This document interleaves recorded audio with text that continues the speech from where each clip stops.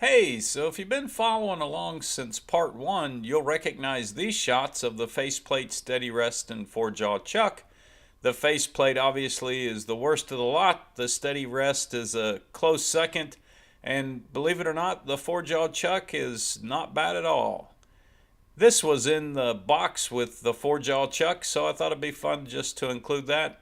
Pause and read if you like.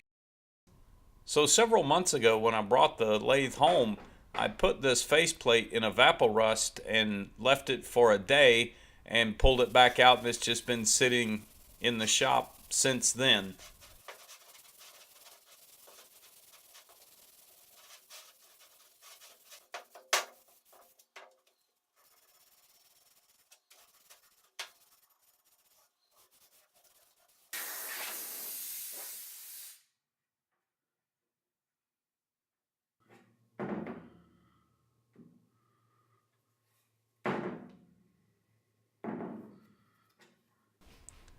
After pulling the jaws out and taking a look at the screws, they look to be in excellent condition. And while I did pull the bolts out for the back plate, I decided not to take the back plate off. There was no reason to really separate it. I just took them out so I could clean it up. And this goes really fast as it only took me about 45 minutes or so from start to finish.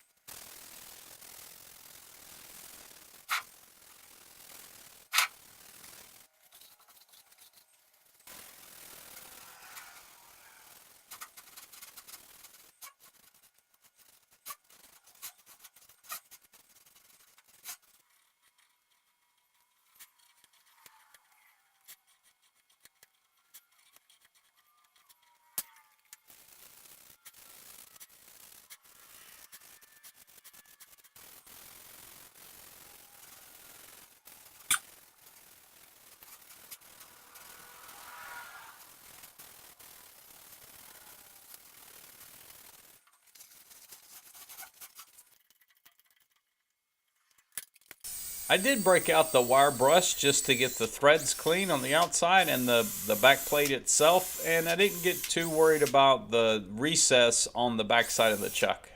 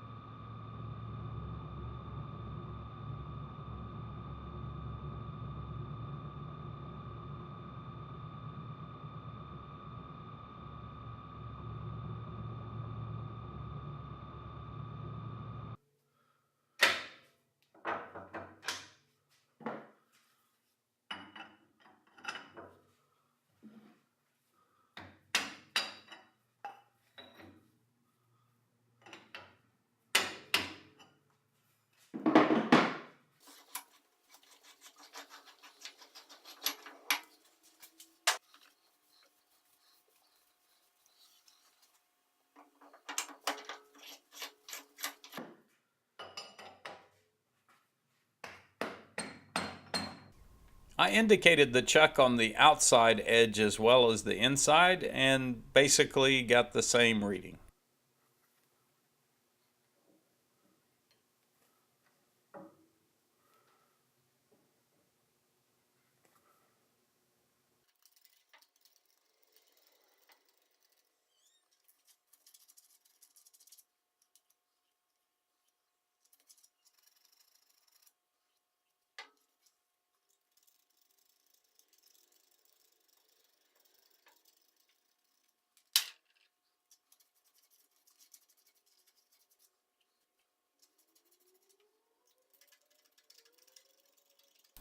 The camera eye doesn't lie. I don't know how many times I've done this, but it's obvious that I missed a couple of spots there. And I didn't see it until I reviewed the footage. Of course, I went back and took care of it. I'll let you figure out where it's at.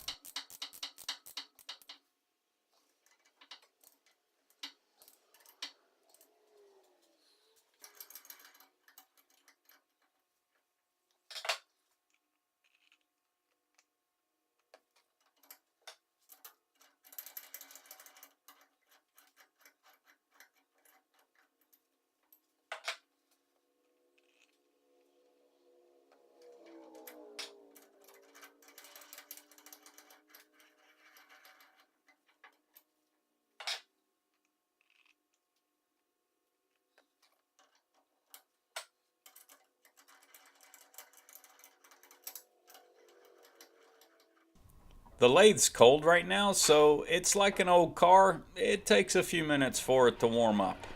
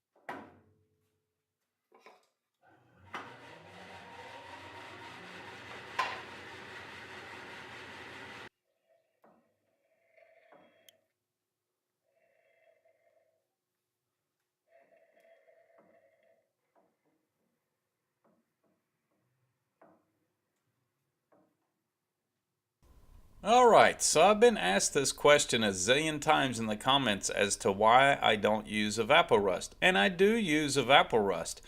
But as you can see, the faceplate was done with evaporust and the forejaw was done with Scotch-Brite by hand. And the difference is obvious. It's night and day.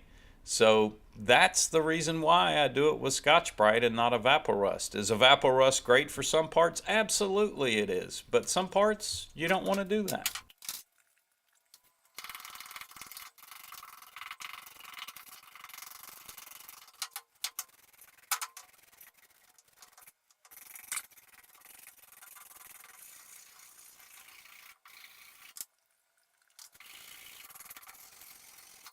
So it took me a while to get the steady rest cleaned up because it's such an awkwardly shaped part. I was chasing it around all over the place trying to get it clean. And in the end, I wound up buffing these adjuster caps so that I could get them finally cleaned up.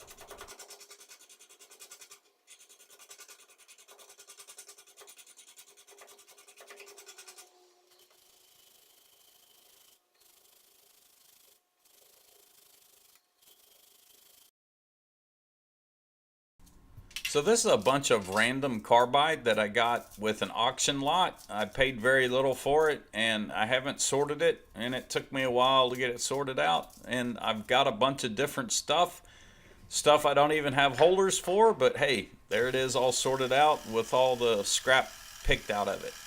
And in that same lot, I got a couple of these, but they're too big for my tool holders, and so I ordered a couple of 5/8 tool holders, which are oversized, and cut this down to 5/8 to make it work.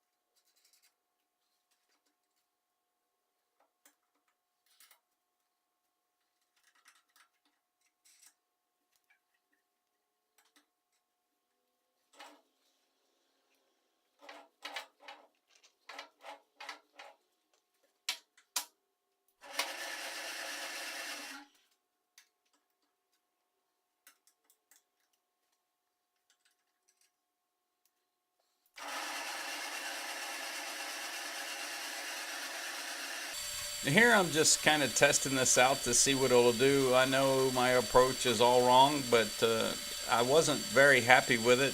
Just I think because the insert was worn out.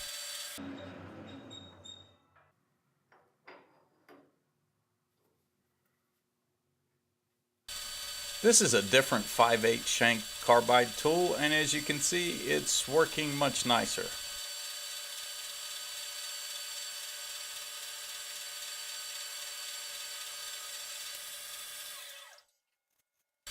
This is working the other end of that piece of pipe with yet another carbide cutter and the correct approach angle.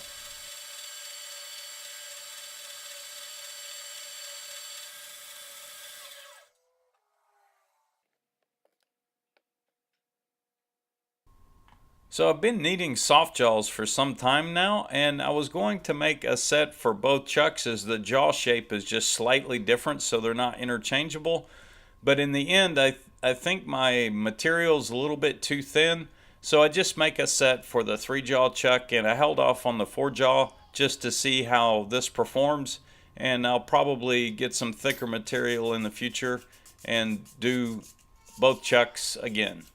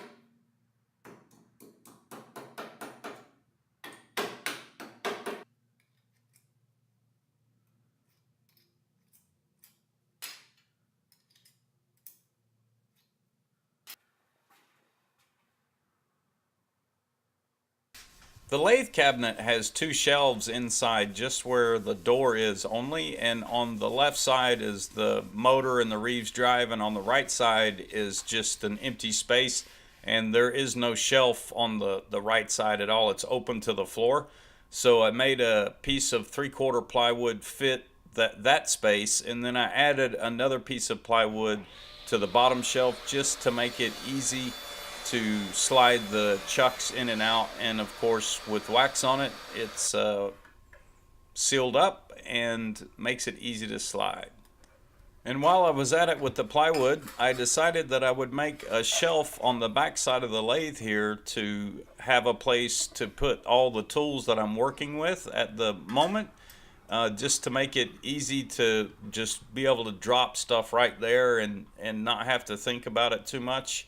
There's really not enough room on the back side of the lathe there, and it's really not in the way as far as lathe operation goes, so that's a plus. And I don't get very much swarf back there at all, so my idea was just to make something that fits tightly and is easy to remove so I can clean it if needed and get it out of the way. And as you'll see, I think I came up with a really good solution. Now, if you're worried about fastening this down, you could put cleats on the bottom side, or you could bolt it somehow, or you could use magnets. Mine fits very tightly, so in my instance, I didn't need to do any of that.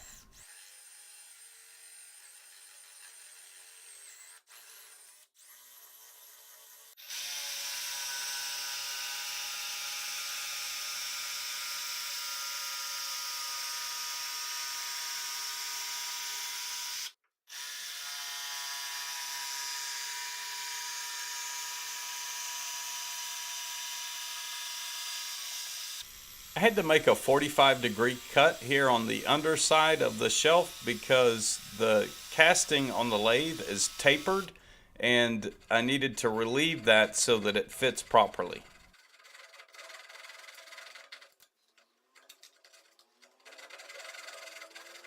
The mount bolts for the lathe are just slightly proud of the chip tray. So here I'm just marking the head location so that I can relieve that. And if you see the little triangle there, that's from the bolt. So that gave me a nice spot to index off of to relieve some holes and make it fit really well.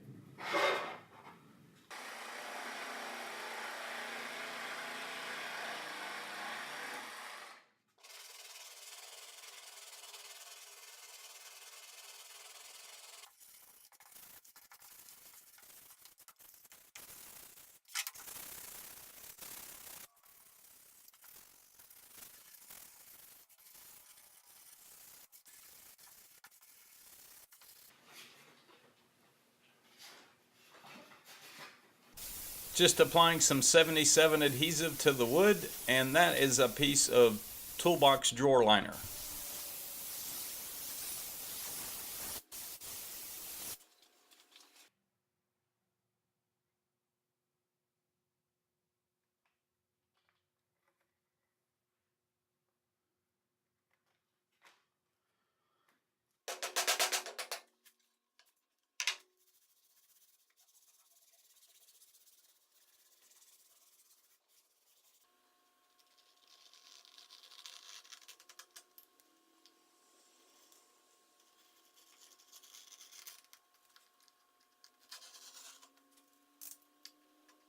So I think that turned out really well. As you can see, it doesn't add too much to the footprint of the lathe. And hey, look at that. All of my tools right at my fingertips.